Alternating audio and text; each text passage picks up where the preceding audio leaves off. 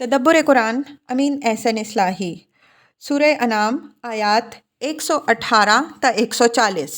اعوذ باللہ من الشیطان الرجیم، بسم اللہ الرحمن الرحیم۔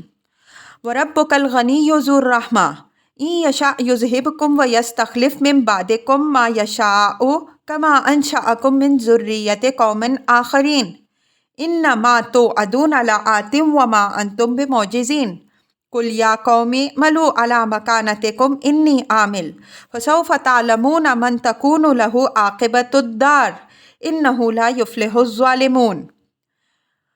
اوپر جو باتیں بیان ہوئی تھیں اگرچہ واضح طور پر ان کا رخ قریش ہی کی طرف تھا، لیکن ان کی نوعیت اصولی باتوں کی تھی۔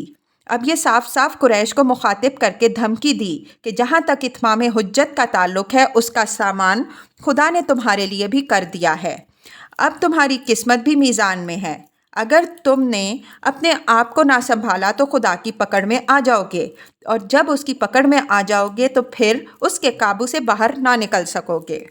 وَرَبُّكَ الْغَنِيُّ ذُو الرَّحْمَةِ، فرمایا کہ تمہارا خداوند غنی اور بے نیاز ہے اور رحمت والا بھی ہے۔ ہم دوسرے مقام میں واضح کر چکے ہیں کہ یہ صفات جب اس طرح حرف عطف کے بغیر بیان ہوتی ہیں تو اس کا مطلب یہ ہوتا ہے کہ یہ صفتیں موصوف میں بیک وقت موجود ہیں۔ وہ ایک ہی وقت میں غنی بھی ہے اور رحمت والا بھی۔ اپنی صفت غنا کی وجہ سے اس کو کسی کی پرواہ نہیں۔ وہ سب سے بے نیاز، سب سے مستغنا اور سب سے بے پرواہ ہے۔ سب اس کا انکار کر دیں تو اس کا کچھ نہیں بگڑتا، سب اس کی حمد کے ترانے گائیں تو اس کا کچھ نہیں بنتا۔ وہ اگر اپنے رسول بھیجتا ہے، کتاب اتارتا ہے، ایمان و اسلام کی دعوت دیتا ہے تو اس لیے نہیں کہ لوگوں کے ایمان و اسلام کے بغیر اس کا کوئی کام اٹکا ہوا ہے، بلکہ یہ سب کچھ اس لیے کرتا ہے کہ بے نیاز ہونے کے ساتھ ساتھ وہ رحمت والا بھی ہے۔ اس کی اس رحمت کا یہ تقاضا ہے کہ وہ لوگوں پر اپنی حجت تمام کیے بغیر ان کو نہیں پکڑتا، بلکہ ان پر حجت تمام کرنے کے لیے سارے جتن کرتا ہے، اور اس وقت تک وہ لوگوں کو مہلت دیتا ہے جب تک وہ اپنا پیمانہ اچھی طرح بھر نہ لیں۔ یہ تمہید اس بات کی جو آگے آ رہی ہے۔ إِن يَشَأْ يُذْهِبْكُمْ وَيَسْتَخْلِفْ مِن بَعْدِكُم مَّا يَشَاءُ كَمَا أَنشَأَكُم مِّن ذُرِّيَّةِ قَوْمٍ آخَرِينَ۔ مطلب یہ ہے کہ تمہاری ان تمام سرکشیوں کے باوجود جو تمہاری پکڑ نہیں ہو رہی ہے، تو اس کا سبب یہ نہیں ہے کہ خدا پکڑ نہیں سکتا یا تمہارے فنا ہو جانے سے اس دنیا کی تباہی ہوگی اور پھر اس کے بعد آباد کرنے والے نہیں ملیں گے، بلکہ اس کا واحد سبب اس کی رحمت ہے۔ ورنہ اگر وہ تم کو فنا کرنا چاہے تو جب چاہے فنا کر دے اور تمہاری جگہ جس چیز کو چاہے دے دے، اور یہ کوئی ایسی بات نہیں ہے جو تمہارے قیاس سے بالاتر ہو۔ آخر تم بھی تو اس زمین پر روز ازل سے نہیں ہو۔ تم سے پہلے اسی ملک میں دوسری قومیں آباد تھیں جن کی تاریخ تمہیں سنائی جا چکی ہے اور جن کے آثار اس ملک میں موجود ہیں۔ تمہاری ہی طرح خدا نے ان کی طرف بھی رسول بھیجے، لیکن انہوں نے سرکشی کی۔ نتیجہ یہ ہوا کہ وہ فنا کر دیے گئے اور بالآخر تم ان کے وارث ہوئے۔ تو جس خدا نے ان کو مٹا کر تمہیں ان کا وارث بنایا، اگر وہ تمہیں مٹا کر دوسروں کو تمہارا وارث بنا دے تو کون ہے جو اس کا ہاتھ پکڑ سکے؟ تمہاری تو اپنی ہی تاریخ تمہارے اوپر حجت ہے۔ اس آیت میں زبان کا ایک نقطہ بھی قابل توجہ ہے۔ فرمایا کہ وَيَسْتَخْلِفْ مِن بَعْدِكُم مَّا يَشَاءُ، حالانکہ بظاہر مَن يَشَاءُ ہونا چاہیے تھا، اس لیے کہ ماں کا غالب استعمال بے چان چیزوں کے لیے ہی ہے۔ میرے نزدیک من کی جگہ ماں کا استعمال اللہ تعالیٰ نے اپنی کامل قدرت کے اظہار اور قریش کے غرور پر ضرب لگانے کے لیے فرمایا ہے۔ مطلب یہ ہے کہ تم اپنی قوت و سطوت پر کیا اتراتے ہو؟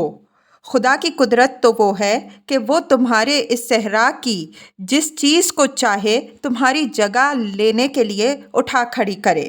سیدنا مسیح علیہ السلام نے بھی ایک جگہ بنی اسرائیل کو مخاطب کر کے فرمایا ہے کہ تم اس بات پر گھمنڈ نہ کرو کہ تم ابراہیم علیہ السلام کی اولاد ہو۔ میرا خداوند چاہے تو ریگستان کے ذروں سے ابراہیم علیہ السلام کے لیے اولاد کھڑی کر دے۔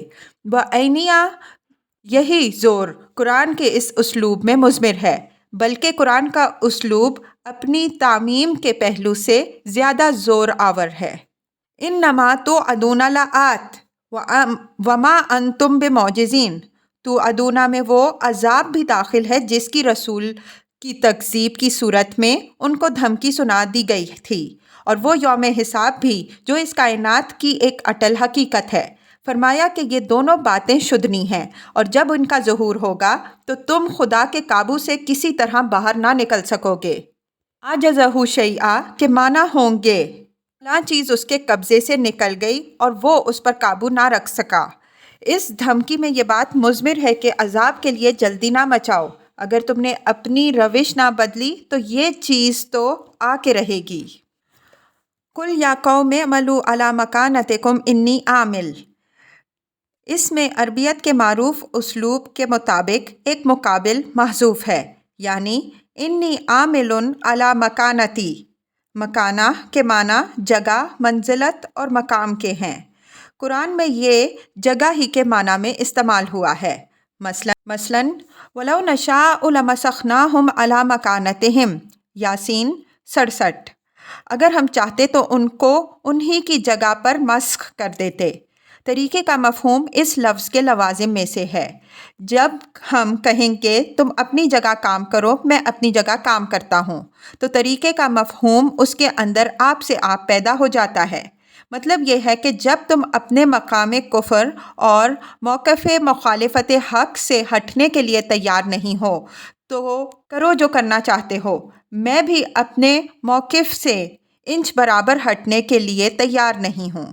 عربیت کا ذوق رکھنے والے جانتے ہیں کہ اعملوا کے مقابل میں انی عامل میں زیادہ زور دیا ہے، اس لیے کہ صفت اور فاعل کے صیغہ فعل کے بالمقابل دوام، استمرار، استقلال اور عزم و جزم کو ظاہر کرتا ہے۔ الفاظ کے تیور صاف بتا رہے ہیں کہ یہ پیغمبر صلی اللہ علیہ وسلم کی طرف سے صاف صاف برات کا اعلان اور نہایت واضح الفاظ میں دھمکی ہے۔ فَسَوْفَ تَعْلَمُونَ مَنْ تَكُونُ لَهُ عَاقِبَةُ الدَّارِ، یہ اصل دھمکی ہے، یعنی تم بہت جلد دیکھ لو گے کہ انجام کار کی کامیابی کن کو حاصل ہوتی ہے۔ عاقبہ کا لفظ یوں تو انجام کے لیے معروف ہے، خواہ نیک انجام ہو یا بد، لیکن بعض اوقات یہ مخصوص طور پر انجام خیر و فلاح ہی کے معنی میں آتا ہے۔ یہ گویا لفظ کا استعمال اس کے حقیقی مفہوم کے اعتبار سے ہوتا ہے، اس لیے کہ قابل ذکر انجام تو وہی ہے جو اس فلاح و سعادت پر منتہی ہو جو اصل غایت ہے۔ اس کائنات کی تخلیق کی نہ کہ نامرادی و خسران کا انجام جو اس غایت سے انحراف کا لازمہ ہے۔ چنانچہ یہ لفظ فلاح و سعادت کے مفہوم میں جگہ جگہ استعمال ہوا ہے۔ مثلاً فَاصْبِرْ إِنَّ الْعَاقِبَةَ لِلْمُتَّقِينَ، پس ثابت قدم رہو، عاقبت کار کی کامیابی اہل تقوی ہی کے لیے ہے۔ وَالْعَاقِبَةُ لِلتَّقْوَىٰ، اور انجام کار کی کامیابی تقوی کے لیے ہے۔ الدار سے مراد دار الآخرہ ہے، اس لیے کہ اصل نتائج کے ظہور کی جگہ وہی ہے۔ اہل ایمان دنیا میں جو جد و جہد کرتے ہیں وہ اسی کو سامنے رکھ کے کرتے ہیں۔ اہل ایمان کو دنیا میں جو کامیابی حاصل ہوتی ہے، اگرچہ کامیابی وہ بھی ہے لیکن وہ فیصلہ کن نہیں ہے، اس لیے کہ اصل گول یہ دنیا نہیں ہے، اصل گول آخرت ہے۔ جب تک وہ گول نہ جیتا جائے اس وقت تک یہ فیصلہ نہیں کیا جا سکتا کہ کس کی جیت رہی اور کون ہارا۔ اس میں یہ اشارہ بھی مضمر ہے کہ اس دنیا میں مخالفین حق کو جو دندناتے پھرنے کا موقع دیا جاتا ہے، یہ اترانے کی چیز نہیں ہے، یہ عارضی ڈھیل ہے، کل انہیں پتہ چلے گا کہ اصل کامیابی کس کو حاصل ہوئی۔ اِنَّهُ لَا يُفْلِحُ الظَّالِمُونَ، اوپر والے ٹکڑے میں جو بات مبہم رہ گئی تھی وہ اس ٹکڑے میں صاف کر دی گئی۔ اوپر یہ فرمایا کہ تم دیکھ لو کہ عاقبت کار کی کامیابی کس کو حاصل ہوتی ہے۔ اب یہ بتا دیا کہ انجام کار کی کامیابی میں ان لوگوں کا کوئی حصہ نہیں ہے جو کافر و مشرک اور حق تلف اور ناسپاس ہوں گے۔ یہ بات جس حقیقت پر مبنی ہے وہ یہ ہے کہ کائنات اپنے وجود سے شہادت دیتی ہے کہ یہ کسی کھلنڈرے کا کھیل نہیں ہے، بلکہ یہ ایک حکیم و علیم اور عادل و رحیم کی پیدا کی ہوئی دنیا ہے۔ پھر یہ کس طرح ممکن ہے کہ انجام کار کی کامیابی وہ ان لوگوں کو بخشے جو ظلم و شرک کے مرتکب ہوئے۔ یہاں یہ پہلو خاص طور پر قابل توجہ ہے کہ بات بالکل اصول کے رنگ میں فرمائی گئی، من و تو کے انداز میں نہیں۔ یہ نہیں فرمایا کہ انجام کار کی کامیابی ہمارا حصہ ہے یا آخرت کی فلاح ہم ہی پائیں گے، بلکہ صرف یہ فرمایا کہ آخرت کی فلاح میں ظالموں کا کوئی حصہ نہیں۔ یہ اسلوب بیان حکمت و دعوت کے نقطۂ نظر سے بھی نہایت مؤثر ہے، اور یہ اس خشیت و توکل پر بھی دلیل ہے جو انبیاء و صالحین کے اندر ہوتی ہے۔ جو چیز پردہ غیب میں ہے، جس کا فیصلہ ہونا بھی باقی ہے، جس کی راہ میں ابھی معلوم نہیں کتنے دشوار گزار گھاٹیاں پار کرنی اور کتنی پرخطر وادیاں قطع کرنی ہیں، اس کے باب میں جو بات کہی جا سکتی ہے وہ اسی حد تک کہی جا سکتی ہے۔ اس سے آگے بڑھ کر کوئی دعویٰ کرنا بندگی اور خشیت الہی کے خلاف ہے۔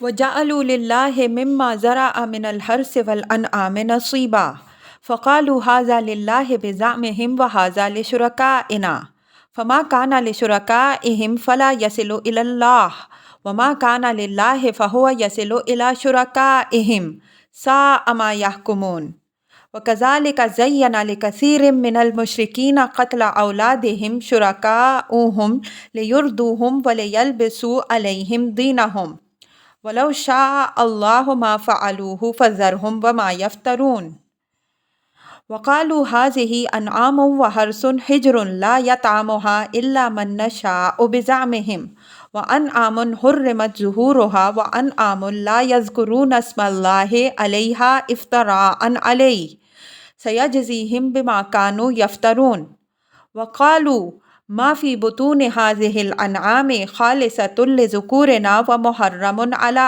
أَزْوَاجِنَا وَإِن يَكُن مَيْتَةً فَهُمْ فِيهِ شُرَكَاءُ سَيَجْزِيهِمْ وَصْفَهُمْ إِنَّهُ حَكِيمٌ عَلِيمٌ قَدْ خَسِرَ الَّذِينَ قَتَلُوا أَوْلَادَهُمْ سَفَهًا بِغَيْرِ عِلْمٍ وَحَرَّمُوا مَا رَزَقَهُمُ اللَّهُ افْتِرَاءً عَلَى اللَّهِ قَدْ ضَلُّوا وَمَا كَانُوا مُهْتَدِينَ۔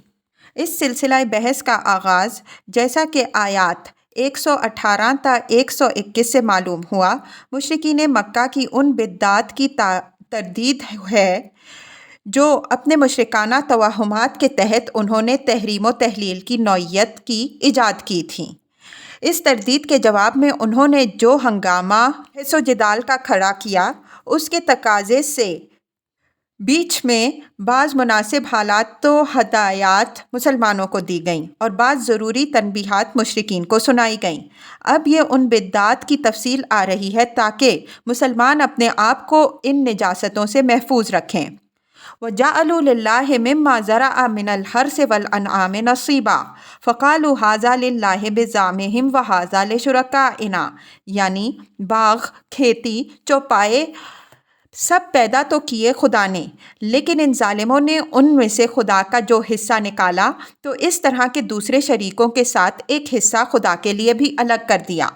ہَٰذَا لِلَّهِ بِزَعْمِهِمْ وَهَٰذَا لِشُرَكَائِنَا، یہ اسی تقسیم کی تفصیل ہے کہ اس میں سے اتنا حصہ تو اللہ کا ہے اور اتنا حصہ ہمارے شریکوں اور معبودوں کا۔ اس تقسیم سے متعلق فرمایا بِزَعْمِهِمْ، یہ تمام تر ان کے وہم و گمان پر مبنی ہے، لیکن دعویٰ یہ ہے کہ یہ شریعت ابراہیمی کا حکم ہے۔ یہ ملحوظ رہے کہ مشرکین عرب نہ صرف خدا کو مانتے تھے بلکہ ہر چیز کا خالق بھی خدا ہی کو تسلیم کرتے تھے، اور اس کے نام کا ایک حصہ اپنی زمینی پیداوار میں سے بھی اور اپنے گلوں میں سے بھی خیر خیرات اور نذر و نیاز کے لیے الگ کرتے تھے۔ یہ چیز ان کے ہاں حضرت ابراہیم علیہ السلام اور حضرت اسماعیل علیہ السلام کے زمانے سے چلی آ رہی تھی۔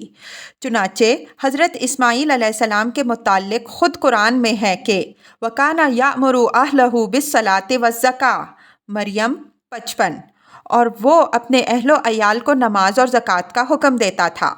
بعد میں جب ان کے اندر مشرکانہ بدعات پھیلیں تو جس طرح خدا کے دوسرے حقوق میں ان کے فرضی معبود شریک بن بیٹھے، اسی طرح اس کے نام کی زکوٰۃ بھی انہوں نے اس کے فرضی شریکوں میں تقسیم کر دی کہ اس میں سے اتنا حصہ فلاں کا ہے اور اتنا فلاں کا۔ فما کان لشرکائہم فلا یصل الی اللہ وما کان للہ فہو یصل الی شرکائہم ساء ما یحکمون۔ یہ ان کے ستم بالائے ستم یا ان کی حماقت در حماقت کا بیان ہے کہ اگر کوئی مجبوری یا مشکل پیش آ جائے تو خدا کا حصہ تو ان کے بتوں کی طرف منتقل ہو سکتا تھا، لیکن مجال نہیں تھی کہ بتوں کا حصہ کسی حال میں خدا کی طرف منتقل ہو سکے، گویا مرجح بتوں اور شریکوں ہی کا تھا۔ قرآن نے دوسری جگہ بیان فرمایا ہے کہ مشرکین اپنے معبودوں اور شریکوں سے خدا کے بالمقابل زیادہ محبت کرتے ہیں۔ یہ چیز کچھ مشرکین مکہ ہی کے ساتھ مخصوص نہیں بلکہ یہ تمام مشرک قوموں کی مشترک خصوصیت ہے، بلکہ خود شرک کی فطرت ہے۔ مشرکین جن چیزوں کو خدا کا شریک بناتے ہیں، ظاہر ہے کہ اس خیال سے بناتے ہیں کہ ان کی تمام نقد و ضروریات انہی سے وابستہ ہیں، اور اگر خدا سے کوئی ضرورت وابستہ ہے بھی تو بہرحال وہ بھی انہی کی وساطت سے پوری ہونی ہے، یہاں تک کہ اگر خدا نہ بھی پوری کرنی چاہے بھی، اگر یہ چاہیں تو وہ پوری کرا ہی لیتے ہیں۔ اس خیال کے ہونے سے ظاہر ہے کہ خدا کی اہمیت کچھ باقی نہیں رہ جاتی، چنانچہ ان مشرکین کے نزدیک بھی خدا کی حیثیت ناعوذ باللہ گھر کے ایک بڑے بوڑھے ناکارہ وجود سے زیادہ نہیں رہ گئی، چنانچہ وہ اسی حیثیت سے اس کے ساتھ معاملہ بھی کرتے ہیں۔ اس کے نام پر روایت کے تحت کچھ نکال تو دیتے ہیں، لیکن اگر اتفاق سے کسی بت کے نام کی بکری مر گئی یا چوری ہو گئی یا اس کے نام کا غلہ چوہے کھا گئے تو اس کی تلافی لازماً خدا کے حصے میں سے کر دی جاتی ہے، اور اگر اسی قسم کی کوئی آفت خدا کے نام پر نکالے ہوئے حصے پر آ جاتی ہے تو یہ ممکن نہ تھا کہ اس کی تلافی معبودوں کے حصے کے مال سے کرنے کی جرت کریں۔ فرمایا کہ کتنا برا فیصلہ ہے جو یہ کرتے ہیں۔ اول تو سب کچھ بخشا ہوا خدا کا اور اس کے حصے میں یہ منمانا بٹوارا، پھر فرضی معبودوں کی یہ ناز برداری اور معبود حقیقی سے یہ بے پرواہی اور اس کی یہ ناقدری۔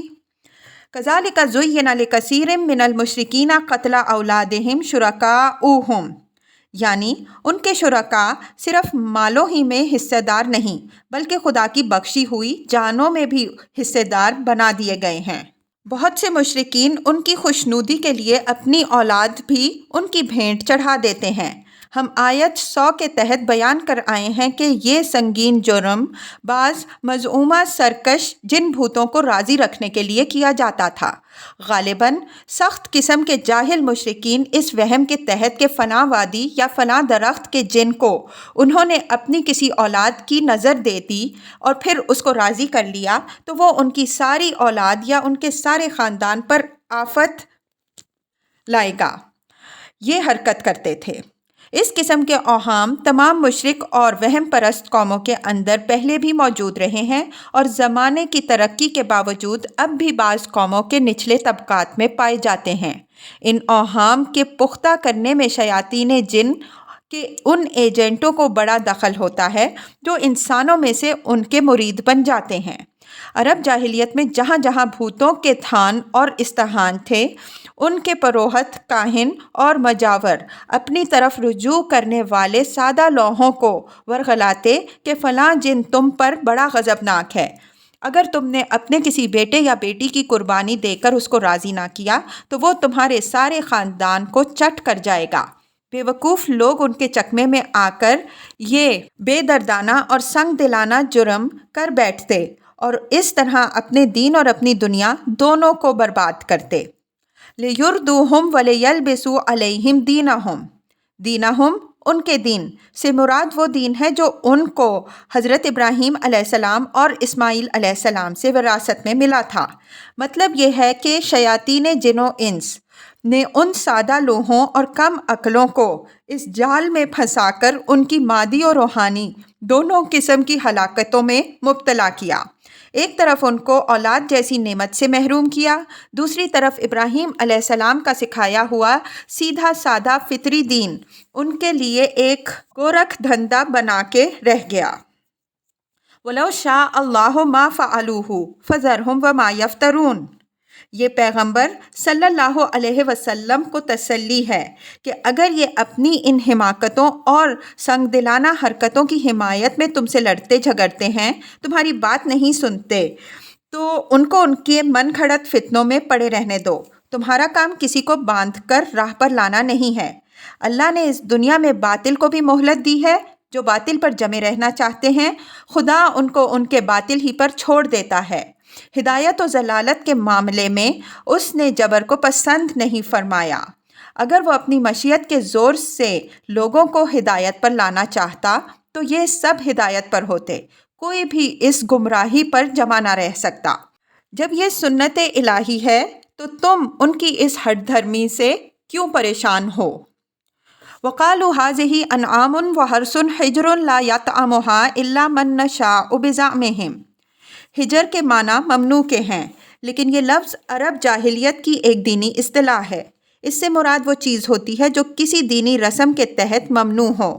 اسلامی اصطلاح اس کے لیے حرام کی ہے۔ یہ ان کے تھانوں اور استہانوں کے مجاوروں کے من گھڑت فتوے نقل ہو رہے ہیں۔ ان کے ہاں زمینی پیداوار اور چوپایوں کے جو چڑھاوے پیش ہوتے، ان کے کھانے کے باب میں چڑھاوے کی نوعیت کے اعتبار سے بڑی بڑی قیدیں اور پابندیاں تھیں۔ مثلاً مرد کھا سکتے ہیں، عورتیں نہیں کھا سکتیں، یا بیوہ کھا سکتی ہے، سہاگن یا کنواری نہیں ہاتھ لگا سکتی، یا اس کے برعکس۔ اس قسم کی حماقتیں ہمارے ہاں بھی بدعتی گھرانوں میں پائی جاتی ہیں۔ یہ فتوے چونکہ تمام تر ان پروہتوں کی خود ساختہ شریعت پر مبنی تھے اور وہی اس کے عالم بھی تھے، اس وجہ سے نہ کوئی دوسرا اس میں اپنا کوئی قول لگا سکتا تھا، نہ سرے منہ اس سے انحراف اختیار کر سکتا تھا۔ ان کے اسی تحکم کو إِلَّا مَن نَّشَاءُ بِزَعْمِهِمْ کے الفاظ سے تعبیر فرمایا۔ وَأَنْعَامٌ حُرِّمَتْ ظُهُورُهَا وَأَنْعَامٌ لَا يَذْكُرُونَ اسْمَ اللَّهِ عَلَيْهَا افْتِرَاءً عَلَيْهِ۔ بعض قسم کے جانوروں پر سواری کرنا ناجائز تھا۔ اس کی بعض مثالیں مائدہ آیت 103 کے تحت گزر چکی ہیں۔ بعض قسم کی نظروں اور چڑھاووں پر ان کے ذبح کے وقت خدا کا نام نہیں لیتے تھے۔ یہ ملحوظ رہے کہ اہل عرب ملت ابراہیم علیہ السلام کی روایات کے زیر اثر ذبح کے صحیح طریقے سے آشنا تھے، اور ذبح کے وقت وہ خدا کا نام بھی لیتے تھے، لیکن مشرکانہ رسوم و عقائد کے غلبے نے ان کو اس طریقے سے ہٹا کر ایک بالکل غلط راہ پر ڈال دیا۔ ازاں جملہ یہ بات بھی معلوم ہوتی ہے کہ بعض قسم کے چوپایوں پر وہ خدا کا نام لینا اپنی مشرکانہ شریعت کے خلاف سمجھتے تھے۔ ان کی یہ ساری خرافات مبنی تو تھیں ان کے مشرکانہ اوہام پر، لیکن جس طرح وہ اپنی ساری حماقتوں کو اللہ کی تعلیم کی طرف منسوب کرتے، اسی طرح ان حماقتوں کو بھی اللہ کی طرف منسوب کرتے تھے۔ اس وجہ سے قرآن نے اس کو افتراء سے تعبیر کی فرمایا اور دھمکی دی کہ اللہ عنقریب ان کو اس افتراء کی سزا دے گا۔ وَقَالُوا مَا فِي بُطُونِ هَٰذِهِ الْأَنْعَامِ خَالِصَةً لِّذُكُورِنَا وَمُحَرَّمٌ عَلَىٰ أَزْوَاجِنَا وَإِن يَكُن مَّيْتَةٌ فَهُمْ فِيهِ شُرَكَاءُ۔ یہ بھی انہی خانہ سازیوں کے قسم کی بات ہے۔ بعض چوپایوں کے پیٹ سے پیدا ہونے والے بچوں کے متعلق مشرکانہ توہمات کے تحت ان کا فتویٰ یہ تھا کہ مردوں کے لیے ان کا کھانا جائز ہے، عورتوں کے لیے ناجائز۔ ہاں، اگر بچہ مردہ پیدا ہو تو اس کے کھانے میں مرد اور عورت دونوں شریک ہو سکتے ہیں۔ فرمایا کہ سَيَجْزِيهِمْ وَصْفَهُمْ إِنَّهُ حَكِيمٌ عَلِيمٌ۔ یہ جو من مانے فتوے دیے جا رہے ہیں، اللہ ان کو عنقریب اس کا بدلہ دے گا۔ اس کے علم و حکمت کے یہ بات منافی ہے کہ وہ ان لوگوں کو سزا نہ دے جو اس جسارت کے ساتھ اس کے نام پر شریعت سازی کے کارخانے کھول لیں۔ اس میں ایک لطیف اشارہ اس بات کی طرف بھی ہے کہ ان لوگوں سے نمٹنے میں جو دیر ہو رہی ہے یہ اس کے علم و حکمت پر مبنی ہے۔ خدا کے ہاں دیر ہے لیکن اندھیر نہیں۔ قد خسر الذین قتلوا اولادہم سفہا بغیر علم وحرموا ما رزقہم اللہ افتراء علی اللہ۔ یہ ان تمام حماقتوں پر جو اوپر مذکور ہوئیں اور ان کے مرتکبین کی بد انجامی پر اظہار افسوس ہے کہ بغیر کسی خدائی سند کے محض حماقت سے اللہ پر افطرا کر کے انہوں نے اپنی اولادوں کو قتل کیا اور اللہ کے بخشے ہوئے رزق کو اپنے اوپر حرام کیا۔ ان کی بدبختی اور نامرادی میں کیا شبہ کی گنجائش ہے؟ یہ لوگ حق سے بھٹکے اور اللہ نے اپنے پیغمبر کے ذریعے سے ان کو اپنی راہ دکھائی تو اپنی بدبختی کے سبب سے اس کو اختیار کرنے والے نہ بنے۔ قد ضلوا وما كانوا مهتدین۔